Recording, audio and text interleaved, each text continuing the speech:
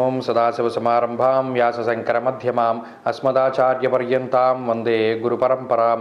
జ్యోతిషశాస్త్రాన్ని భావతరాల వారికి ప్రసాదించిన ఋషుల యొక్క పాదపద్మాలకి నమస్కారం చేసుకుంటూ, అలాగే నాకు ఈ జ్యోతిష విద్యను నేర్పిన గురువర్యులు జ్యోతిష బ్రహ్మ కీర్తిశేషులు శ్రీ ఈరంకి సూర్యనారాయణమూర్తి గారు, సూర్యశ్రీ దైవజ్ఞ గారి యొక్క పాదపద్మాలకి నమస్కారం చేసుకుంటూ, ఓం శ్రీ మహాగణాధిపతి నమః, శ్రీ గురుభ్యో నమః, హరి ఓం. వీక్షకులందరికీ నమస్కారం. ఏప్రిల్ నెల 21వ తారీఖు లగాయతు ఏప్రిల్ 27వ తారీఖు వరకు ఉండేటువంటి గ్రహగతుల ఆధారంగా ద్వాదశ రాశుల వారికి ఈ వారం ఏ విధమైనటువంటి శుభాశుభ ఫలితాలు కలగబోతున్నాయో ఈ కార్యక్రమం ద్వారా తెలుసుకుందాం. అందులో భాగంగా ఈ వారం ఉండేటువంటి గ్రహగతులను గమనిద్దాం. ఈ వారంలో రెండు ప్రధానమైనటువంటి గ్రహాల యొక్క మార్పు ఉన్నది. మేషరాశి యందు రవి గురుల యొక్క సంచారం కొనసాగుతూ ఉండగా ఈ నెల 25వ తారీఖున శుక్రుని యొక్క సంచారం మేషరాశిలోకి వస్తూ ఉన్నది. అలాగే కుజశనుల యొక్క కలయిక పూర్తి అయ్యి కుజరాహువుల యొక్క కలయిక ప్రారంభం కాబోతూ ఉన్నది. 24వ తారీఖు లగాయతు కుజుని యొక్క మార్పు మీనరాశిలోకి ఆయన మార్పు చెందుతూ ఉన్నారు. మీనరాశిలో ఇప్పటికే రాహువు బుధ గ్రహాల యొక్క సంచారం ఉండగా ఇప్పుడు వారితో పాటు కుజుడు కూడా కలుస్తూ ఉన్నారు. కుంభమందు శనేశ్వరుడు అలాగే కన్యా కేతువు ఉండగా ఈ వారంలో చంద్రుడు సింహం కన్యా తుల వృశ్చిక రాశుల్లో సంచారం చేస్తున్నారు. ఇటువంటి పరిస్థితుల్లో ద్వాదశ రాశుల వారికి ఏ విధమైనటువంటి శుభాశుభ ఫలితాలు కలగబోతున్నా తెలుసుకుందాం. అందులో భాగంగా కుంభరాశి వారికి ఈ వారం అత్యద్భుతమైనటువంటి శుభ ఫలితాలని అనుభవించడానికి యోగ్యమైనటువంటి వారం. కారణం ఏమిటి అంటే, చాలా కాలంగా బాధిస్తూ వస్తున్నటువంటి జన్మ శనేశ్వరుడు జన్మ కుజుని యొక్క దోషాలు ఏవైతే ఉన్నాయో దానిలో ప్రధానంగా ఏడిపించేటువంటి కుజగ్రహం యొక్క మార్పు జరిగినది. జన్మ కుజుని యొక్క దోషం ఎప్పుడైతే తొలగిపోతుందో ఒక రకమైనటువంటి మానసిక ప్రశాంతత కుంభరాశి వారిలో ఏర్పడుతుంది.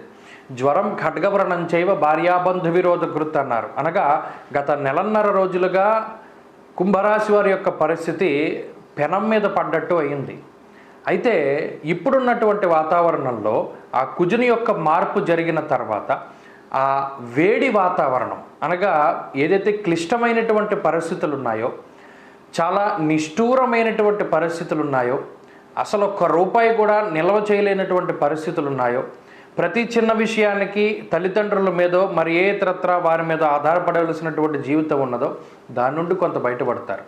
ఉద్యోగపరంగా వచ్చే సమస్యలు మొదలుకొని వ్యాపారపరంగా వచ్చేటువంటి ఇబ్బందులు అనారోగ్య సమస్యల వరకు అన్నింటికీ కుజుడే అరిష్ట హేతువు కాబట్టి ఆయన మారిపోయిన తర్వాత మంచి ఫలితాలు రానున్నాయి. ప్రత్యేకించి కోపం చాలా తగ్గుతూ ఉంటుంది.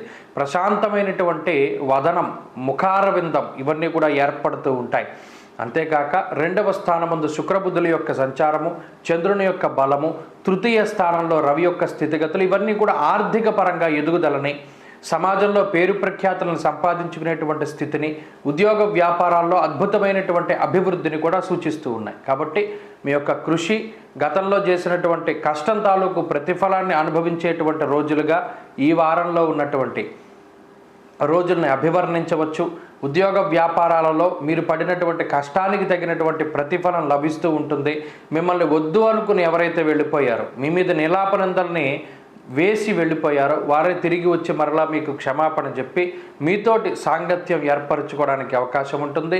బంధుమిత్రులు కానీ స్వజనులు కానీ మీతో చేరి ఉండడానికి ఆనందపడుతూ ఉంటారు. మీ యొక్క ప్రతిభని వారందరూ కూడా గుర్తించగలుగుతూ ఉంటారు. అలాగే విద్యార్థులకి గ్రహగతులు అనుకూలంగా ఉన్నాయి. ప్రత్యేకించి వ్యాపారస్తులకి ఇది కలిసి వచ్చేటువంటి కాలం. స్త్రీలకు ప్రత్యేకించి ఈ గ్రహ సంపత్తి ఆనందదాయకమైనటువంటి వాతావరణాన్ని ప్రసాదిస్తూ ఉంటుంది. కుంభరాశి వారు ఈ వారంలో మరింత అనుకూలమైనటువంటి ఫలితాలని సాధించడానికై శనేశ్వరుని యొక్క ఆరాధన ఎక్కువగా చేస్తూ ఉండడం, అలాగే దశరథకృత శని స్తోత్రాన్ని పారాయణ చేస్తూ ఉండడం చెప్పదగినటువంటి సూచన. ఈ వారంలో కలిసి వచ్చేటువంటి రోజు బుధవారంగా చెప్పవచ్చును. అదృష్ట సంఖ్య 6, అదృష్ట వర్ణము లేత ఆకుపచ్చ రంగు. తదుపరి మీనరాశి.